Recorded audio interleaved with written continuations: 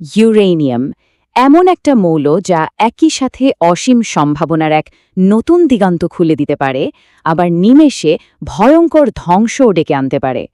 কিন্তু প্রশ্ন হল, কিভাবে একটা জিনিসই মানবজাতির জন্য এত ভালো আবার এত খারাপ হতে পারে?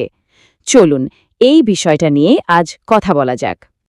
একদিকে ভাবুন সীমাহীন পরিবেশবান্ধব শক্তি, যা দিয়ে হয়তো পুরো দুনিয়াকে আলোকিত করা সম্ভব। আবার অন্যদিকে এক মুহূর্তে সবকিছু ছারখার করে দেওয়ার মতো অকল্পনীয় ধ্বংসযজ্ঞ। এই যে দুটো একেবারে বিপরীতধর্মী দিক, এটাই কিন্তু ইউরেনিয়ামের আসল পরিচয়, আর এটাই আমাদের আজকের আলোচনার মূল বিষয়। তো সবার আগে চলুন জেনে নিই আসলে এই ইউরেনিয়াম জিনিসটা কি, আর কেনই বা এটা এতটা শক্তিশালী। ইউরেনিয়াম কিন্তু প্রকৃতিতেই পাওয়া যায়। দেখতে রূপালি ধূসর রঙের একটা ভারী তেজস্ক্রিয় ধাতু, আর এটা যে কতটা ভারী তার একটা ধারণা দেওয়া যাক। পানির চেয়ে প্রায় 18.5 গুণ, মানে প্রকৃতিতে পাওয়া সবচেয়ে ভারী মৌলগুলোর মধ্যে এটা অন্যতম। এর আবিষ্কারের গল্পটাও বেশ মজার। 1779 সালে বিজ্ঞানী মার্টিন ক্ল্যাপেরথ এটা খুঁজে পান, কিন্তু তখনও কেউ জানত না এর আসল ক্ষমতা কি। সেই আসল শক্তি মানে তেজস্ক্রিয়তার খোঁজ পেতে পেতে লেগে গেল আরও প্রায় 100 বছর। হেনরি বেকারেল সেটা আবিষ্কার করেন। আর তারপর 1945 সাল হিরোশিমায় যখন লিটল বয় বোমাটা ফেলা হলো, তখন সারা দুনিয়া এর ভয়ঙ্কর ধ্বংসাত্মক রূপটা দেখতে পেল।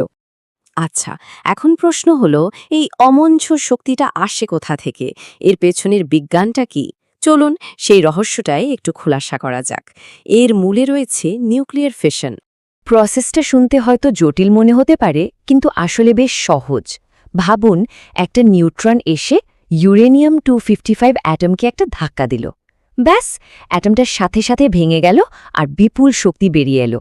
কিন্তু এখানেই শেষ না। ভাঙার সময় আরও কয়েকটা নতুন নিউট্রন ছিটকে বের হয়, আর সেই নিউট্রনগুলো গিয়ে আবার অন্য অ্যাটমকে ধাক্কা দেয়। এভাবেই একটার পর একটা ভাঙতে থাকে, যাকে বলে চেইন রিঅ্যাকশন। আর এই শক্তিটা যে কী পরিমাণ তার একটা ধারণা দিই। মাত্র 1 কেজি, মাত্র 1 কেজি ইউরেনিয়াম 235 থেকে প্রায় 20 মিলিয়ন কিলোওয়াট ঘণ্টা শক্তি তৈরি হয়। অবিশ্বাস্য, তাই না? ব্যাপারটা আরেকটু সহজ করে বলা যাক। এই যে 1 কেজি ইউরেনিয়াম যে শক্তিটা দিচ্ছে, সেই একই পরিমাণ শক্তি পেতে হলে আমাদের পোড়াতে হবে 34 লক্ষ টন কয়লা। ভাবা যায়? 1 কেজি বনাম 34 লক্ষ টন। এখান থেকেই বোঝা যায় এর শক্তি ঘনত্ব কতটা বেশি। তবে এখানে একটা কিন্তু আছে। প্রকৃতিতে যে ইউরেনিয়াম পাওয়া যায় তার সবটা কিন্তু সমান কাজের না। এর মধ্যে সবচেয়ে বেশি থাকে ইউরেনিয়াম 238। আসল খেলোয়াড় হল ইউরেনিয়াম 235, যেটা খুবই বিরল। এই ইউ-235ই হল সেই বিশেষ উপাদান যা পারমাণবিক চুল্লি আর অস্ত্র দুটোরই মূল জ্বালানি। তো আমরা এর ভয়ঙ্কর দিকটা নিয়ে কথা বললাম। এবার চলুন মুদ্রার অন্য পিঠটা দেখি, অর্থাৎ এই পরমাণুর শক্তিকে কিভাবে মানুষের ভালোর জন্য ব্যবহার করা যায়। দেখুন, ইউরেনিয়ামের কিন্তু অনেক শান্তিপূর্ণ ব্যবহার আছে।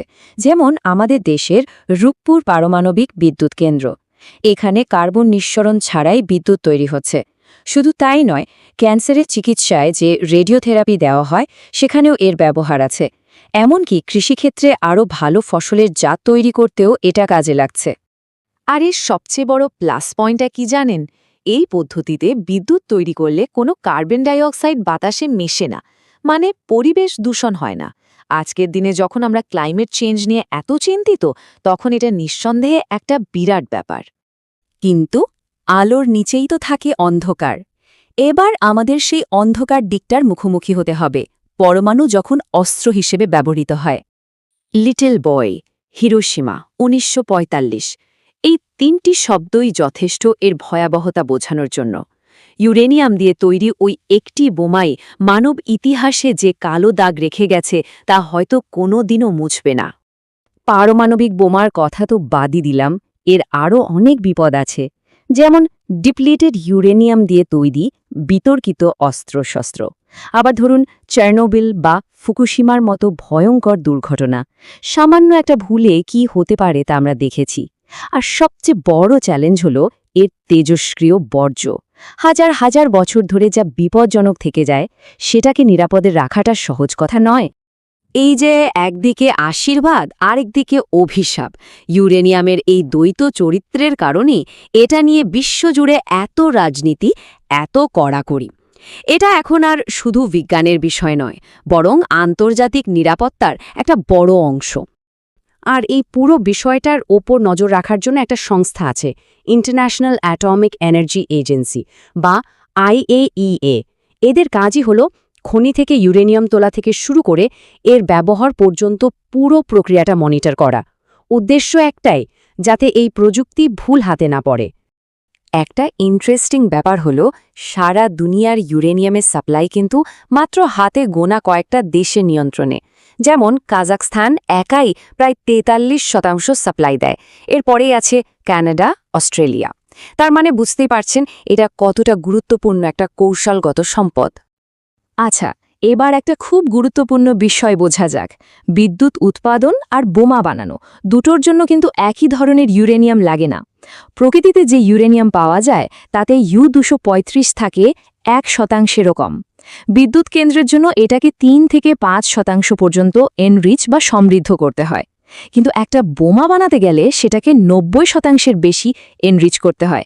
পার্থক্যটা বিশাল। ঠিক এই কারণে কিছুদিন আগে ইরান যখন ঘোষণা দিল যে তারা 60% পর্যন্ত ইউরেনিয়াম সমৃদ্ধ করেছে, তখন সারা বিশ্বে একটা হইচই পড়ে গিয়েছিল।